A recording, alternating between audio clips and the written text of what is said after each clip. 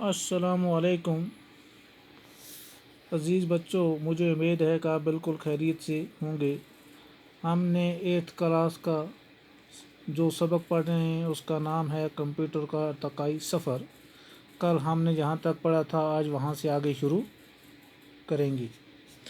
Computer کی تیسری نسل کا استعمال 1960 عیسوی سے لے کر 1980 عیسوی تک رہا۔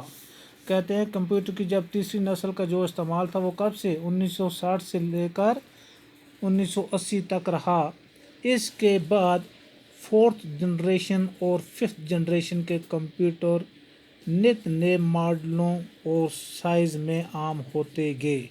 کہتے ہیں کہ اس کے بعد کون سے 4th جنریشن اور 5ویں جنریشن کے کمپیوٹر جو تھے وہ نئے ماڈل کے ان سے نئے ماڈل اور نئے سائز جو تھے اس میں چھوٹے وہ آنے لگے۔ اب یہ سلسلہ آگے ہی بڑھتا جا رہا ہے۔ کہتے ہیں کہ اب یہ سلسلہ جو دن سے دن آگے ہی بڑھتا جا رہا ہے۔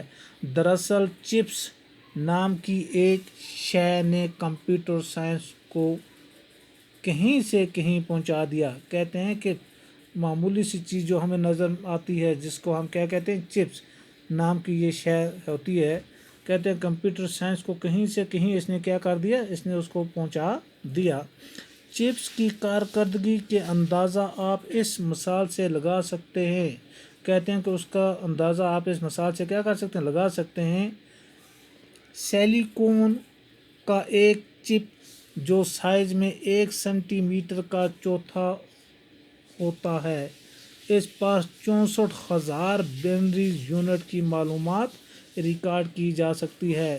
دیکھو یہ دیکھنے میں سے کتنا چھوٹا سا ہمیں نظر آتا ہے، لیکن اس کے اندر جو چیزیں جو ریکارڈ وغیرہ رہتا ہے وہ دیکھو کتنی ہی تعداد میں، کہتے ہیں 64,000 بائنری یونٹ کی معلومات ریکارڈ کی جا سکتی ہے۔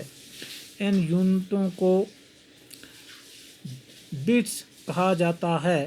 چپس کی ایجاد سے کمپیوٹر کی یادداشت کا میدان قریب لامحدود ہو گیا ہے۔